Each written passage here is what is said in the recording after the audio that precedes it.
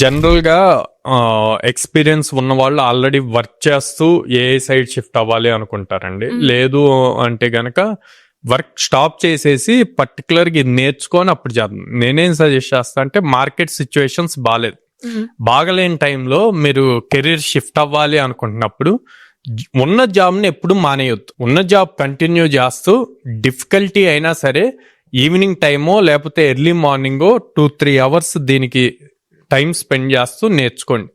నేర్చుకున్నాక అప్పుడు ఆపర్చునిటీస్ ఎప్పుడు మనకి ప్రీవియస్ గా కొన్ని ప్లాట్ఫామ్స్ ఉంటాయండి. మనకి నౌకరీ, మాన్స్టర్ ఇట్లాగా ప్లాట్ఫామ్స్ ఉంటాయి. అవి ఓల్డ్ ప్లాట్ఫామ్స్, వాటిల్లోనూ ఆపర్చునిటీస్ పోస్ట్ చేస్తారు.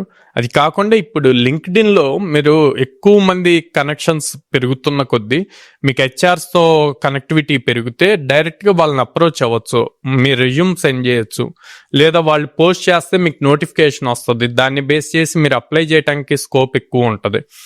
3+ years ఎక్స్పీరియన్స్ ఉన్న వాళ్ళకి అక్కడి నుంచి మల్టిపుల్ ఓపెనింగ్స్ ఉన్నాయండి ఏ రిలేటెడ్.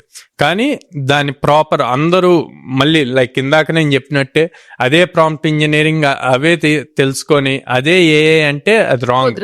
అసలు ఎప్పటికీ ఇంటర్వ్యూ క్లియర్ చేయలేరు. అందుకే అందరు ఇప్పుడు రష్యన్ జాబ్స్ లేవంటున్నారు, కానీ బయట కంపెనీస్ లో హండ్రెడ్స్ ఆఫ్ జాబ్స్ ఉన్నాయి.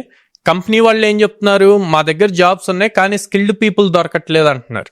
ఇక్కడేమో అందరు స్టూడెంట్స్ గానీ లేకపోతే లే ఆఫ్స్ అయిన వాళ్ళు ఖాళీగా ఉంటున్నారు.